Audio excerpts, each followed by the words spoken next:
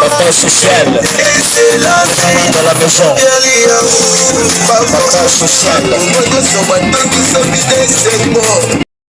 Tâche. Il y a des métiers de fonctionnaires réservés justement à l'assainissement de nos espaces, de nos villes. Tous les fonctionnaires ne peuvent pas être au bureau.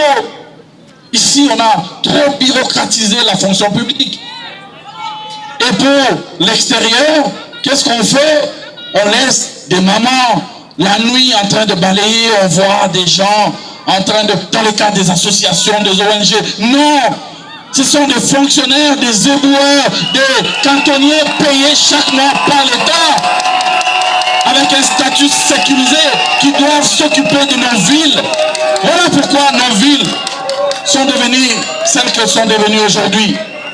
Sales, la poubelle partout, la crasse partout, les immondices partout.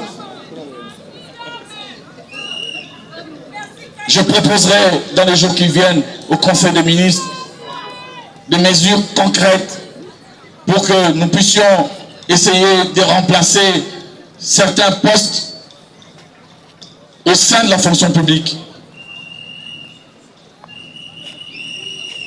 Des effectifs qui seront mis à la retraite seront en partie remplacés par de nouveaux métiers.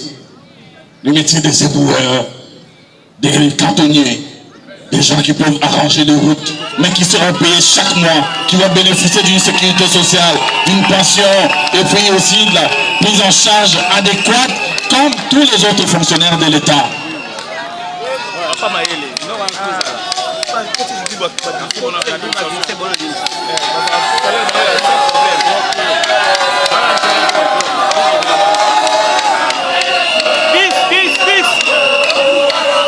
Tous les citoyens, tous nos enfants ne peuvent pas forcément être des universitaires. Il y a bien des enfants qui n'ont pas été à l'université et qui sont disposés à faire ce travail. On ne peut pas être une fonction publique que vouée aux diplômés et aux universitaires. Ce n'est pas ça la haute idée que j'ai fait de la fonction publique. La fonction publique doit aussi intégrer des personnes sous-qualifiées, mais qui peuvent être utiles à la République, utiles à l'État. C'est ce que nous allons devoir faire dans les jours qui viennent. Évidemment, les défis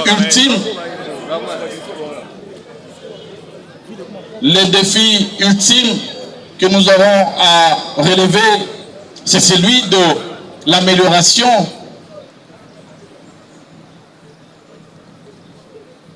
du service public, ou des non-services publics plus précisément. Et là, le président de la République et la première ministre m'ont déjà fixé un cap.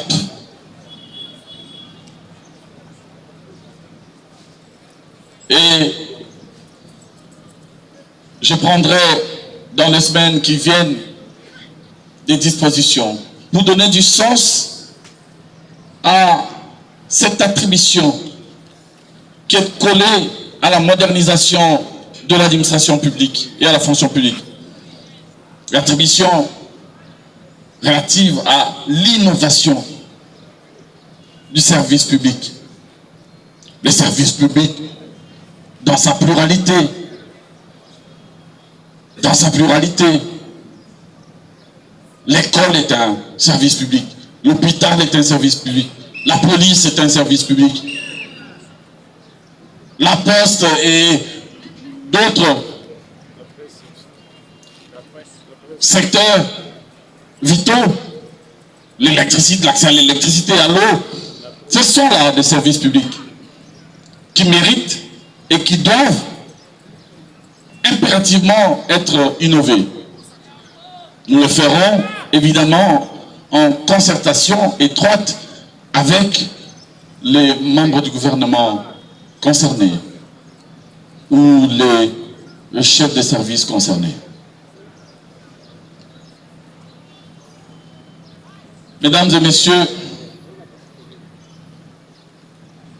ainsi que vous le voyez, les défis sont immenses. Ils sont nombreux. Et je voudrais ici vous dire que notre détermination est intacte, nette. Et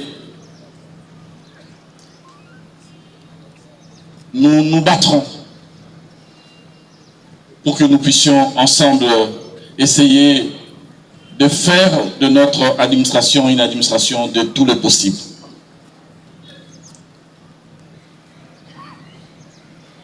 Je n'ignore rien du combat qui aura amené contre les antivaleurs, contre des réseaux mafieux qui ont élu domicile dans nos administrations. Il y aura de la résistance, mais nous allons nous battre pour les éradiquer les uns après les autres, ces antivaleurs. Nous allons nous battre pour que nous puissions véritablement avoir dans notre pays une administration publique, comme je l'ai dit tantôt, intègre, qui soit à la hauteur des enjeux dans notre pays.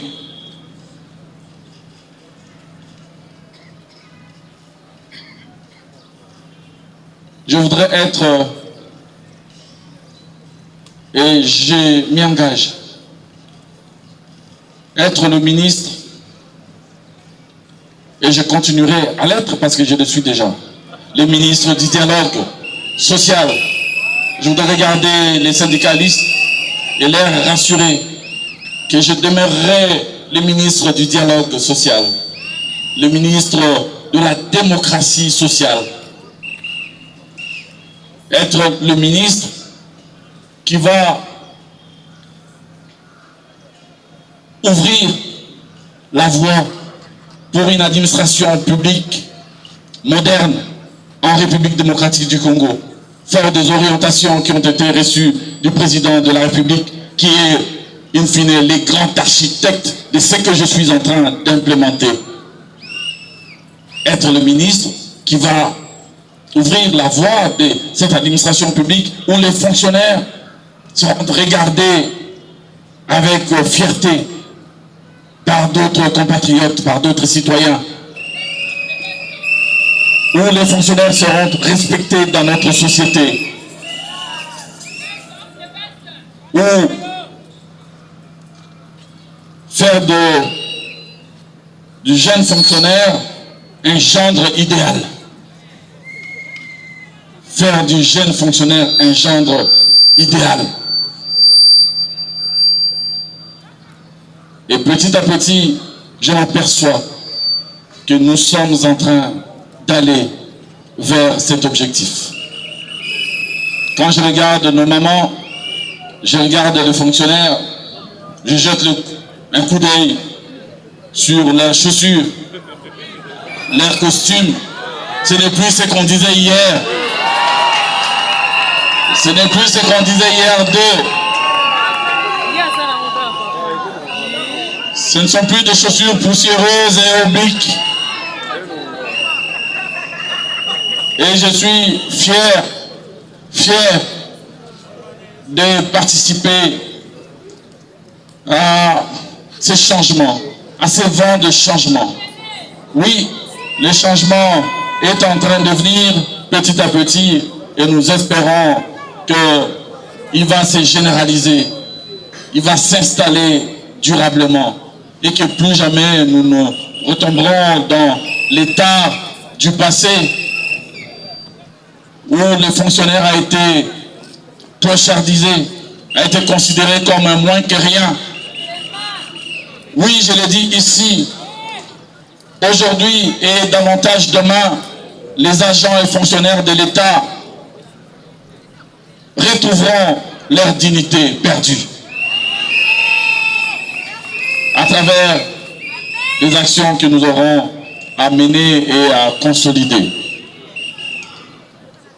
Voilà, mes chers agents, mes chers fonctionnaires, ce que j'avais à dire en guise de mots de remerciement. Je voudrais vraiment dire un grand merci à celles et ceux qui ont bien voulu, sous le soleil, nous accompagner dans cette journée de prise de fonctions dans le cadre du nouveau gouvernement.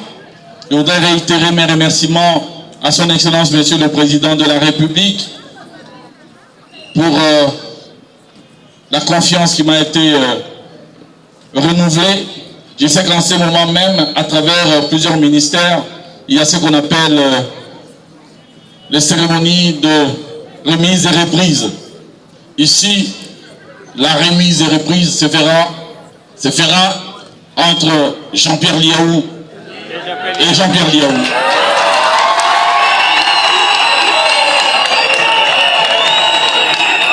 Voilà.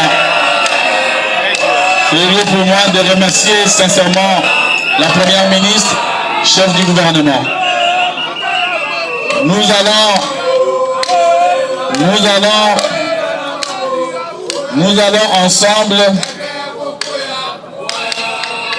allons ensemble consolider et poursuivre ce que nous avons commencé.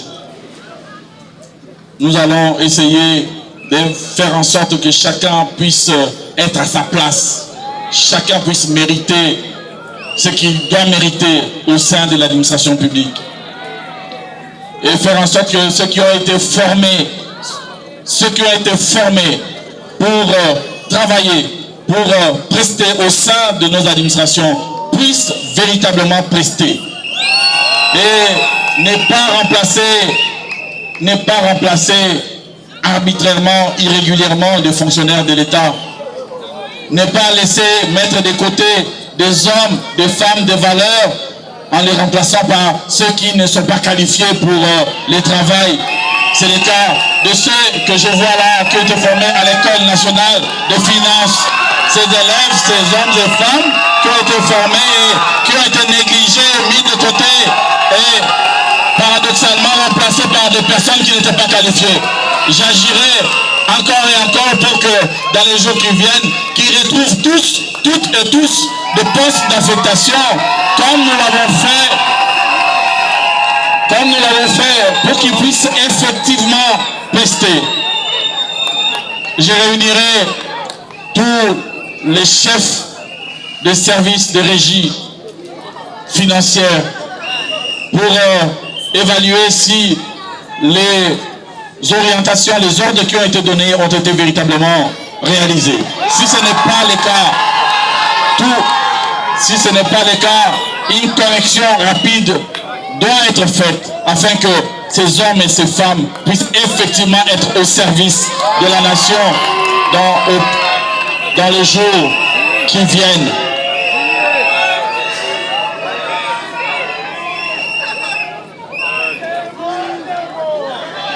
J'avais indiqué que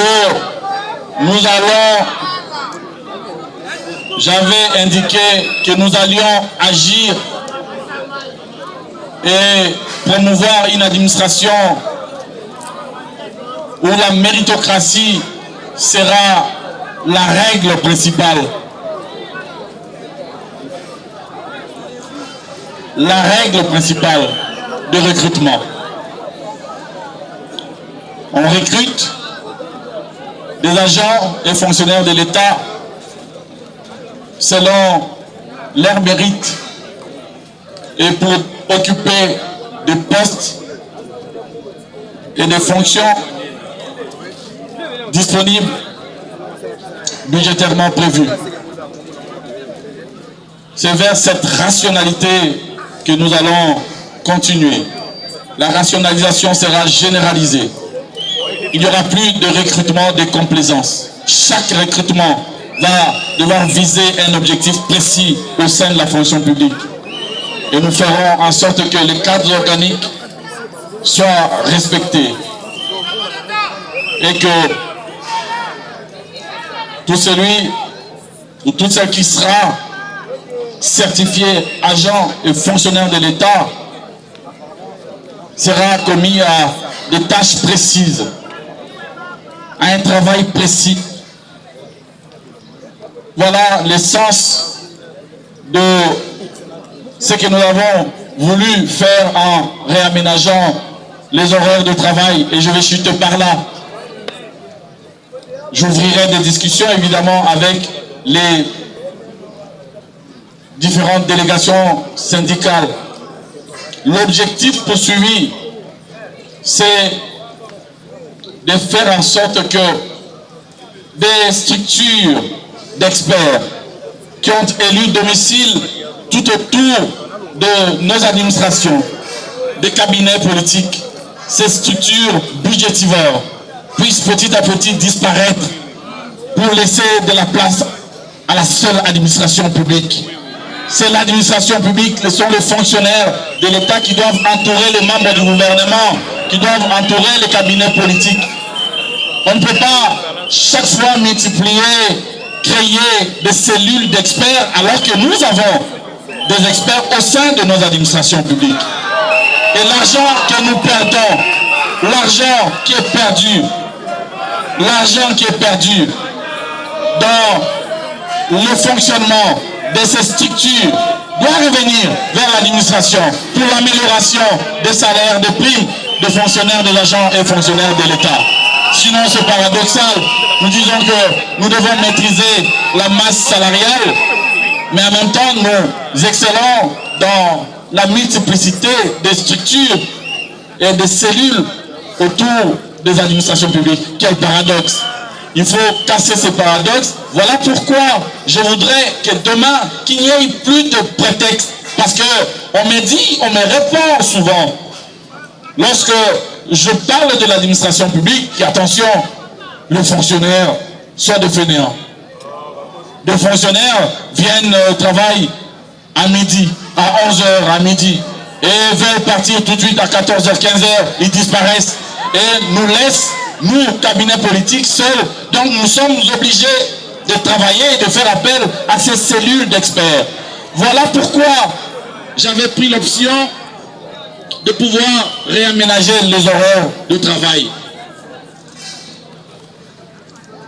Pour essayer, évidemment, d'abord de faire face, de faire face à cette réalité, de vider ces prétextes, en faisant en sorte que le fonctionnaire de l'État soit véritablement à la tâche, mais aussi pour essayer de tenir compte de réalités nouvelles.